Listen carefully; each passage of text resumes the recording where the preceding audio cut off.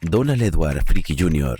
era un hombre modelo del condado de Walker, Georgia, conocido por ser un padre amoroso, un hermano ejemplar y un amigo leal. Sin embargo, su vida daría un giro misterioso que terminaría con su trágico fallecimiento, el cual depararía dudas y provocaría dramáticos acontecimientos años después, hasta que finalmente se lograra hacer justicia. Donald nació en 1988 en el condado de Walker, Georgia. Fue allí donde creció, estudió, hizo amigos y formó su vida. Quienes lo conocían lo llamaban DJ. Era un hombre al que describían como cariñoso, leal, fraternal, de confianza y un padre ejemplar, de 3 hijos. Tenía una hermana, Amanda Shirley, con quien compartía un vínculo muy especial, y ella sería determinante en los sucesos que vendrían después. Se suponía que Donald tenía una larga vida para acompañar a sus hijas y verlas crecer, pero el destino tenía otros planes. En octubre de 2016, la central del 911 recibió una llamada de emergencia bastante confusa en la que Marshall Ralph Payne, de 50 años, el compañero de cuarto de Donald, le dijo al operador que había ocurrido una desgracia.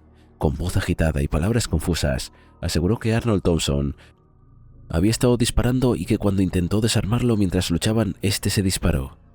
Cuando la policía arribó al lugar de la escena, se encontró con DJ muerto. Tenía una herida de bala. A pesar de las circunstancias del caso, el médico forense de la policía de Georgia, que hizo el estudio, dictaminó que Donald se había disparado y quitado la vida. Lo examinó de toda culpa a Marshall. Como sería de esperar, esta solución no fue bien recibida por la familia de DJ, en especial por su hermana Amanda, quien se encargó de acelerar los esfuerzos para no permitir que cerraran el caso como un suicidio. El principal argumento era sencillo, pero poderoso. Donald Fricke jamás se quitaría la vida porque amaba a sus hijos y a su familia. Y la razón para creer que había sucedido algo más turbio que un suicidio era muy relevante. Y es que Marshall realmente tenía motivos para querer asesinar a Donald, ya que, según la familia de la víctima, existía un triángulo amoroso entre Donald Marshall y la esposa del último, lo que había creado un enredo pasional lleno de tensiones y amenazas de muerte. Según Amanda, las peleas y la situación fueron escalando a niveles extremadamente peligrosos y llevaban tiempo esperando que ocurriera lo peor si el conflicto por Brandy continuaba, el cual llevaba 4 largos años. La familia de Donald luchó y persiguió durante años, a pesar de que supuestamente recibieron amenazas anónimas. No se detuvieron, escribieron a periódicos, noticieros y a políticos. Así fue como lograron que casi 4 años después, en el 2020, se reabriera el caso. Un nuevo examen mucho más detallado dio la razón. No había sido un suicidio, aquello fue una pequeña victoria. Sin embargo, todavía faltaba esclarecer lo ocurrido y no sería ni fácil ni rápido. Para poder impulsar el avance y atrapar al culpable, la familia tomó cartas sobre el asunto y contrató al detective privado Eric Holz, un profesional muy reconocido por sus grandes habilidades para rastrear, detallar y reescribir evidencias, las cuales les ayudaron a cerrar el caso de Tonya Graff hacía ya una década. Así que Holz se convirtió en la esperanza de la familia para poner fin a su sufrimiento y brindarle paz al alma de Donald. Creían que este detective, que fue capaz de resolver casos importantes, podría volver a sus años de gloria con el de Donald. El detective Holz comenzó su trabajo investigando el caso en el 2020. Inicialmente, quiso saber si la oficina del sheriff Steve Wilson reabriría el caso después de que se conociera que la muerte de Donald Fricke no se trató de un simple suicidio. Se lo preguntó al mismo sheriff esperando buenas respuestas, pero fue este mismo quien le hizo ver que no sería tan sencillo, alegando que un cambio en la forma de muerte no sería suficiente para reabrir el caso, movilizar a sus agentes y gastar recursos en su institución. Por supuesto, a menos que surgiera alguna otra evidencia de peso que cambiara el panorama. El caso no se reabrirá simplemente porque el médico forense cambió la causa de la muerte de suicidio indeterminada. Si se descubren nuevas pruebas, la oficina del sheriff evaluará las pruebas y procederá en consecuencia. Fueron las palabras de Wilson. Sin embargo, la insistencia de la familia y sus argumentos sólidos, más los avances que iba teniendo el detective privado, terminaron de convencer al sheriff para reabrir el caso y ponerle fin de una buena vez a las especulaciones o para atrapar al responsable de un homicidio. De esta manera se iniciaron esfuerzos renovados para descubrir qué había ocurrido e intentar encontrar esos detalles que pudieron dejarse pasar en la primera investigación. Tras volver a interrogar a Marshall y Brandy, se logró encontrar un viejo teléfono celular que pertenecía a Brandy. En este dispositivo, que ella había guardado y cuidado a propósito, había varios mensajes de textos en los que Marshall hablaba sobre cómo asesinó a Donald por ella. Lo cierto es que Brandy se había sentido culpable, pero no supo qué hacer en ese entonces. Ya había perdido a uno de sus hombres y no quería perder al segundo. Sin embargo, quería librarse de esa carga que le estaba carcomiendo. Marshall no tuvo más opción que aceptar su responsabilidad y ser acusado por homicidio en primer grado. Así, después de muchos años, finalmente la familia de Donald Friedley tuvo el cierre que tanto deseaba. La hermana Amanda postearía en su Facebook: después de 7 largos y duros años, mi lucha no fue en vano. Todo mi trabajo duro y el no rendirme nunca dieron sus frutos, y cumplir la promesa que le hice a mi hermano de que no me detendría.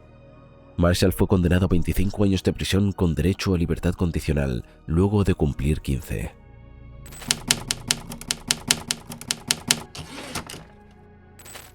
En el 2005, una querida profesora de la secundaria de Georgia desapareció misteriosamente. Más de 11 años después, 2 hombres fueron culpados y arrestados, pero ¿qué fue lo que realmente pasó? Tara Fay era una profesora de 30 años que impartía historia en la escuela secundaria del condado de Irwin, en Ocilla. Llevaba una vida ordinaria y tranquila hasta que el 24 de octubre de 2005 fue denunciada como una persona desaparecida. Maria Woods Harper, quien fue su mejor amiga y creció junto a ella en Hawksville, a 1 hora del norte de Ocilla, la recuerda así: era radiante, es decir, tenía una sonrisa enorme, podría decirte cualquier cosa para hacerte sentir mejor. Y Tara tenía grandes sueños. A menudo decía que iba a ser administradora de una escuela o que incluso algún día sería directora de una. Y cuando desapareció, estaba asistiendo a clases en una escuela nocturna para conseguir un título de especialista. Cuando podía, participaba en cursos de belleza para conseguir becas y poder continuar su educación. Su belleza y carisma le ayudó a ganar varios, como el Miss Tifón, el cual le sirvió de trampolín para participar en el Miss Georgia en 1999, lo que sería uno de sus mejores momentos. Su principal objetivo era ganar Miss Georgia, o al menos llegar a Miss Georgia, y lo logró. Recordaría a su amiga Maria Woods Harper. Lo cierto es que su pasión por enseñar se vería hasta en los concursos de belleza, donde se convirtió en mentora de otras jóvenes aspirantes de la zona. Me tomó bajo su protección, me enseñó los entresijos de las entrevistas, el peinado, el maquillaje, el vestuario, recordó Dana Wilder. En el 98 había conseguido un trabajo como profesora de historia en la escuela secundaria del condado. Allí demostró una vez más que tenía pasión y compromiso por la enseñanza, convirtiéndose en una de las maestras más queridas por los alumnos de la institución. Rápidamente se ganó el reconocimiento de sus colegas y el de los padres de los alumnos. Además, también se convirtió en la entrenadora de porristas, por lo que su popularidad era muy alta en la escuela. Todos querían a la maestra Tara. Uno de los aspectos más relevantes de su vida personal fue su relación romántica con el ex policía de Ocilla, que terminó uniéndose a los Rangers del ejército, Marcus Harper. Esta relación duró 6 años, de los cuales los últimos no fueron fáciles, porque Marcus se la pasaba viajando al extranjero por asuntos de trabajo, así que en otoño de 2005 terminaron separándose. Lo cual no fue una situación sencilla para Tara. Sus amigos más cercanos dicen que nunca logró superar aquel rompimiento y lamentablemente nunca tendría tiempo para hacerlo. Tara se sumergía en el trabajo para tratar de no pensar demasiado en asuntos emocionales. Además, era muy puntual, nunca faltaba a sus compromisos, se los tomaba muy en serio y cuando creía que iba a llegar tarde, avisaba. Por estas razones, todos se extrañaron cuando Tara no se presentó a la escuela aquella mañana del 24 de octubre de 2005. Inmediatamente, todos sus colegas y amigos supieron que algo no estaba bien. Se organizaron para encontrarla e incluso llamaron a la policía para que también hiciera su parte. El primer lugar para buscarla obviamente fue su casa. Así que fue allí donde se dirigieron los agentes de policía. Quedaba a minutos del centro de Ocilla. Llamaron a no tener respuestas y entraron. Lo primero que notaron es que había productos de belleza dispersos en la mesa, y todos sabían que Tara había ayudado a preparar a las chicas que participarían en un concurso de belleza local de batatas el sábado anterior. Su cama también estaba deshecha y había una lámpara de noche rota. Todo indicaba que había salido sin planearlo y con mucha prisa, o que había sido secuestrada, por lo que se convirtió en una investigación policial de inmediato. Otro indicio de que las cosas podrían ser muy serias fue que encontraron un guante de látex en el patio delantero. Parecía que Tara se había ido sola, sin embargo, teníamos un guante de látex que no podíamos explicar, así que eso nos dio una indicación más fuerte de que algo malo había sucedido, declaró el exagente a cargo del FBI, Gary Rodwell. El guante fue enviado al laboratorio y encontraron ADN de Tara y el ADN de un hombre desconocido. Aquello terminó de confirmar las sospechas de los detectives y de quienes conocían a Tara. Alguien la había secuestrado. Sin embargo, no volverían a verla y obtendrían respuestas durante años. Los rumores se multiplicaron con el paso del tiempo sobre qué habría pasado con Tara y quién sería el responsable. Investigaron a posibles sospechosos, enamorados, amistades, posibles enemigos y cualquiera que pareciera extraño, pero nunca hubo un sospechoso formal. Todo se mantuvo así hasta que en el año 2017 apareció Brooke Sheridan. Esta mujer se presentó ante la Oficina de Investigaciones de Georgia y aseguró que su novio, Bo Dukes, le había confesado que ayudó a su amigo Ryan Duke a encubrir el asesinato de Tara Grinstead. Bo Dukes y Ryan Duke tenían nombres similares, pero no eran familiares. Aunque habían asistido juntos a la escuela secundaria del condado de donde Tara daba clases. Cuando Bo Dukes fue interrogado por los oficiales del FBI el 21 de febrero de 2017, le confesó que Ryan Duke lo buscó para decirle que había asesinado a Tara y que había arrojado su cadáver en un huerto de nueces que era propiedad de su familia, los Dukes. Bo Dukes dijo que ayudó a quemar el cuerpo de Grinstead en el huerto durante 2 días. Ryan Duke fue arrestado y acusado del homicidio de Tara. Bo también fue arrestado algunas semanas después bajo cargos relacionados con encubrimiento del crimen. Según Ryan, durante una entrevista voluntaria, dijo que había estado bajo los efectos de las drogas y que intentó robar la cartera de Tara, pero que todo salió mal. Lo cierto es que la muestra de ADN del guante de látex coincidió con la de Ryan. Pero cuando parecía resuelto, el caso daría un giro increíble. Ryan Duke subió al estado en 2022 y ante el jurado testificó que la mañana después de que Tara desapareciera, Bo Dukes lo despertó y admitió haberla asesinado. Ryan aseguró que no sabía cómo murió Tara, pero que había ido al huerto con Bo para ayudar a mover el cuerpo de la mujer y luego quemarlo. Los abogados de Ryan dijeron que el guante de látex con el ADN probablemente lo colocó Bo para incriminar. Lo cierto es que el jurado absolvió a Ryan Duke de homicidio malicioso, homicidio grave, agresión agravada y robo, pero fue hallado culpable de ayudar a ocultar el asesinato. Su condena bajó de 25 a 10 años. Bo Dukes fue condenado a 25 años de prisión por el homicidio, dando un cierre agridulce para la comunidad de Georgia y todos los que conocieron a Tara Grinstead, una muerte totalmente injustificada para una mujer que tenía mucho que dar al mundo.